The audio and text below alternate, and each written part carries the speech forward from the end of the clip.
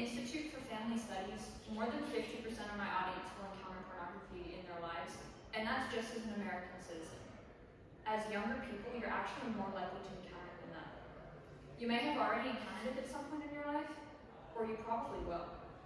There's also the potential that someone in this audience watches pornography and doesn't know the harms it is having on them.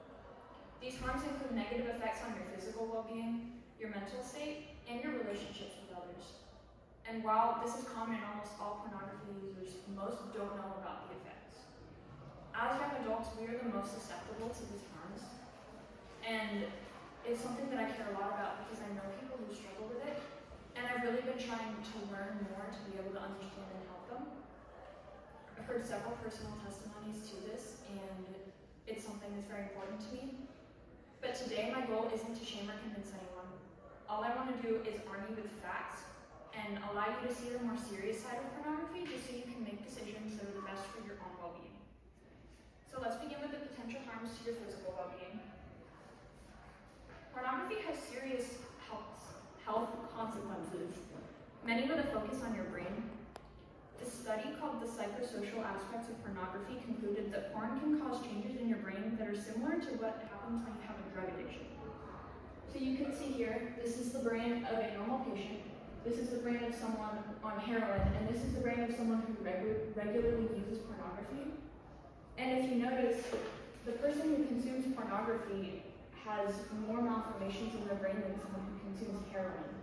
And so there's sort of a possibility here that it can be even more damaging to drugs, even though it's not really seen that way by society.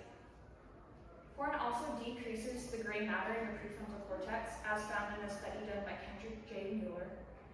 The prefrontal cortex is responsible for your self-control, your decision-making, and this decrease in size contributes to a lack of those things and promotes behavioral addictions.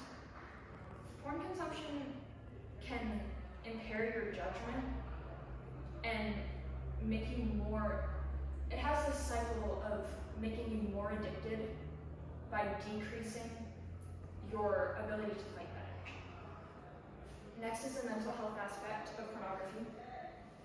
Consuming pornography causes extreme decline in mental health. There's a huge relationship between porn use and mental health, and this is found in a study done by Christina Camilleri, Justin T. Perry, and Stephen Salmon.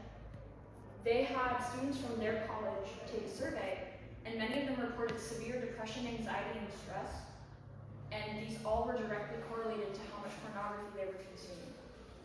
Porn also increases loneliness. That's what this part of the graph is.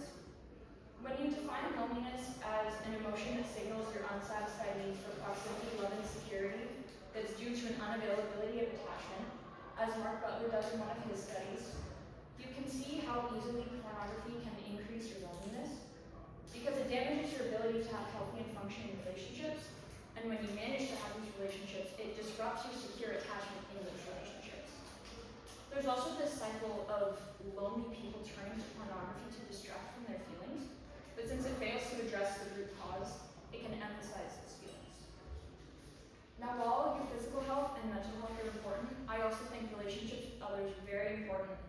And unfortunately, pornography can damage your relationships, whether they're romantic, platonic, or familial. It's related to significant socio-functional impairment, which is a fancy way of saying what the psychosocial aspects of pornography states, which is research suggests that adolescents who use porn have lower degrees of social integration, increase in conduct problems, higher levels of delinquent behavior, higher incidence of depressive symptoms, and decreased emotional bonding with their caregivers. Also, beginning to consume porn while you're married is incredibly damaging to your relationship. There was a study using longitudinal data to determine if there was a correlation of likelihood of divorce in porn. So over time, they looked at likelihood of divorce before, during, and after using pornography. And the divorce rates nearly doubled when people in the marriage were consuming pornography. So this is an example of relationship stability.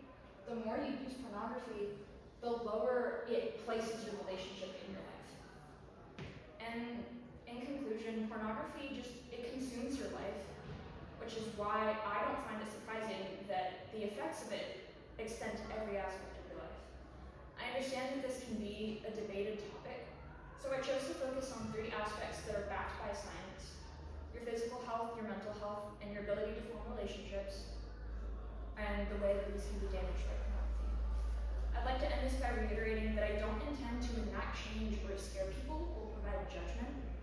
My only goal is to arm you with the facts so that if you do encounter pornography, you can go out into the world and make the best decisions for your own well-being.